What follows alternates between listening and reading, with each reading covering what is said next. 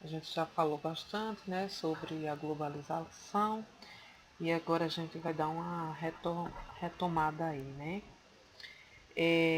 Vocês estão vendo aí, né, a globalização, a ligação de países de uma forma mais acentuada nos últimos tempos, né? A partir da segunda metade do século XX, após a Segunda Guerra Mundial, ocorreram novas transformações que intensificaram o comércio internacional e o fluxo de capitais entre os países. Então, esse último século, né, o comércio internacional ficou cada vez mais interligado e o fluxo de capitais, ou seja, capitais sendo de um local para o outro de forma mais intensa. Então, comércio internacional e capitais, como eu falei, né? Certo? Aí você vê aí, né, o comércio internacional que nesses últimos tempos, né, no final do século, a partir da metade do século XX e agora século XXI, que está cada vez mais intenso o comércio internacional. Então, esse momento é caracterizado pelo processo de globalização, termo que se refere a um conjunto de ações que interligam e tornam independentes os países em termos econômicos, culturais, sociais e políticos. Há uma interdependência dos países. Vejam aí que são várias nacionalidades, né, envolvidas aí na figuras que vocês estão vendo, porque a globalização ela tem essa relação com a economia, a cultura, a questão social e política, essa interdependência entre todos os países, onde há uma mistura de cultura. Cada vez mais um vai tendo mais informações e contatos também sobre a cultura do outro. Esse é o processo aí de globalização, não só na economia, mas como culturalmente, social, tá? Política, é a mundialização, né? A gente vê aí muitas multinacionais em que elas têm em várias partes do mundo, vejam aí Mastercard, Ford, Seiko, Brahma e várias outras, elas vão de forma que não há mais uma nacionalidade. Elas são, ela vai além do seu país sede e vai abrindo essas filiais em várias partes do globo e ela fica sendo uma marca que não é nacional, ela fica sendo internacional, certo? Então isso tem tudo a ver com a globalização, essa mundialização dessas marcas. A revolução técnico-científica, né? Que também tem muito a ver com a globalização. A globalização ela pode ser considerada uma fase do processo de mundialização, iniciado com as grandes navegações no século XV. Desde então, ocorreu a interação de praticamente todas as regiões do planeta no sistema mundo, além da expansão do capitalismo, que atualmente atingiu sua escala planetária. Começou nas navegações, né, no século XV, isso foi se expandindo e com toda essa tecnologia da informação, comunicação e transporte, facilitou toda essa mundialização. Então, tanto produtos como pessoas, capitais e cultura, tudo isso vão se interligando, isso é a globalização, certo? Então, a gente sabe que esse processo, com a revolução técnico-científica, esse processo de globalização, ela foi colaborou bastante, né? A revolução técnico-científica, né?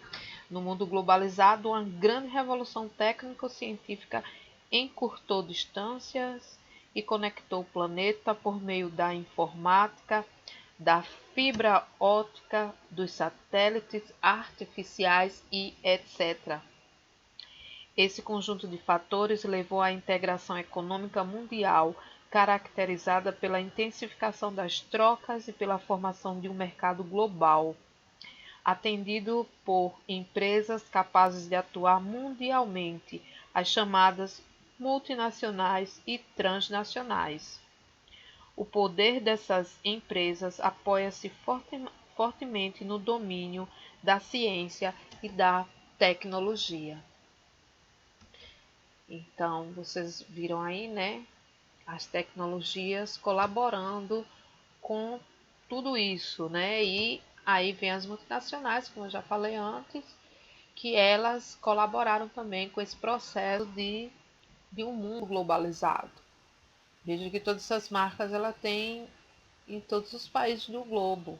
E isso faz com que fique tudo interligado. E elas passam a ser transnacionais.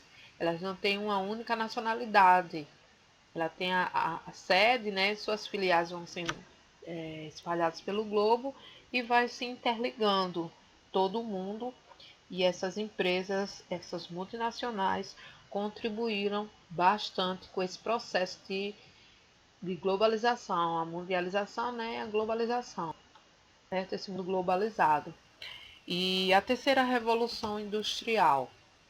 Aí você diz, mas aí uma fábrica de automóveis, e a fábrica de automóveis tem tudo a ver com a segunda revolução industrial, que o automóvel foi o símbolo da segunda revolução industrial, mas aí a gente está vendo que veja como há uma mecanização da produção desses automóveis. Vejam aí que não existe mais aquela pessoa que aperta o parafuso, que coloca uma peça na linha de montagem, como a gente viu aí no filme do Charlie Chaplin, que cada um faz uma partezinha da peça.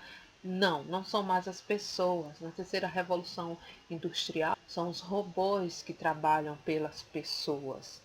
Daí vem o desemprego, né? Porque veja aí, nessa montadora aí de automóvel, não tem pessoas, são tudo máquinas. E essas máquinas, elas substituem o ser humano e o ser humano fica desempregado, certo? Então a revolução técnico-científica, também conhecida como terceira revolução industrial, caracteriza-se pelo desenvolvimento de tecnologias nas áreas de informática, microeletrônica, robótica, microbiologia e nas áreas farmacêuticas e aeroespaciais. Todas essas coisas aí têm a ver com a terceira revolução industrial, né? Robótica, informática, microeletrônica, microbiologias, né? Na área farmacêutica e aeroespacial, tem tudo a ver, certo? Isso aí na terceira revolução industrial.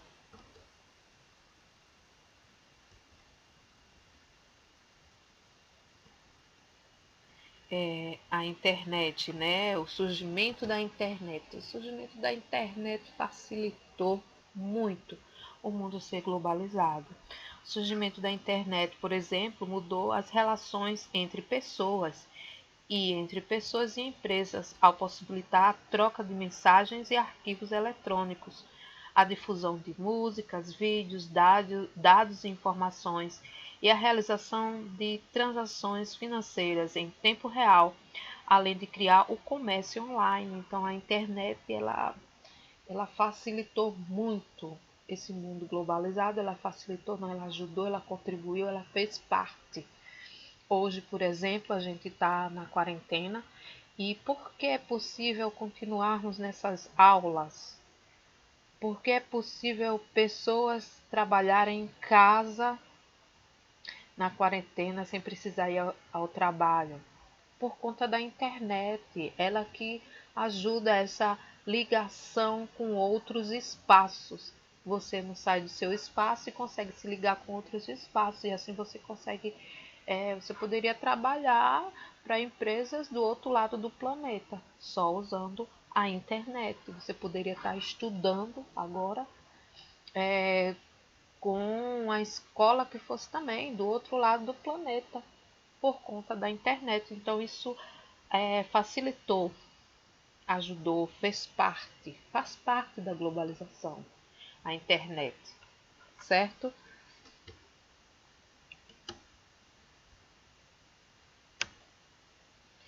E o capitalismo informacional, né? O advento da internet e a aceleração dos fluxos materiais e imateriais no período da Revolução Técnico-Científica foram fundamentais para o processo de globalização. Todos esses avanços caracterizaram a nova e atual fase do capitalismo, o capitalismo informacional. Porque hoje, com a pandemia, com a quarentena, é que a gente vê esse capitalismo informacional. Veja que as transações são feitas tudo via internet. As pessoas compram muito pela internet. As pessoas compram até comida pela internet. Tudo é pela internet. Então, aí as pessoas, porque o país, o mundo vai quebrar. Certo, realmente existem algumas empresas tradicionais que trabalham com o público presencialmente, mas muitas já se adaptaram antes da quarentena e outras, com a quarentena, correram para se adaptar e vendem muito mais do que sem a quarentena. Então, a gente vê um capitalismo relacionado à internet, né?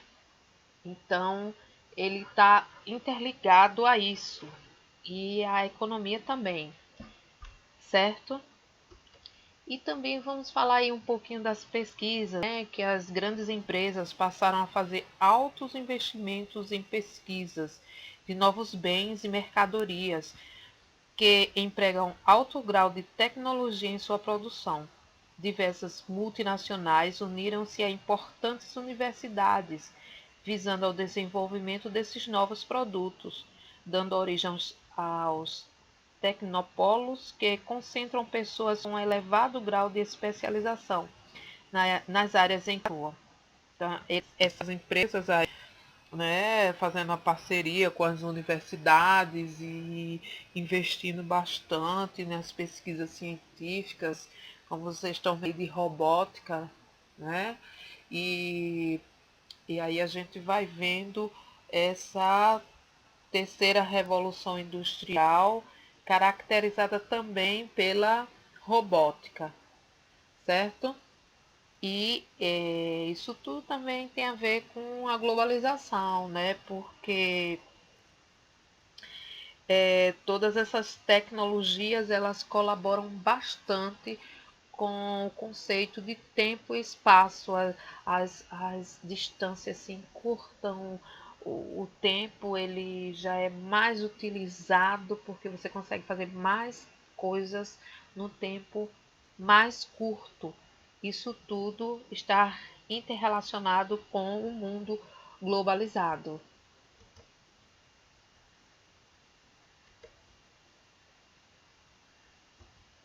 E para refletir, o coração do homem propõe o seu caminho, mas o Senhor lhe dirige os passos. Então, quando temos os nossos pensamentos, os nossos sonhos, os nossos planos, o coração da gente quer aquilo, mas Deus é que vai guiar os passos para aquilo desde que esteja na vontade de Deus, né? Isso está em Provérbios 16, 9. E aí as referências, né, que é do livro, nosso livro aí, o assunto. E fiquem com Deus e vamos continuar a interação. Tchau.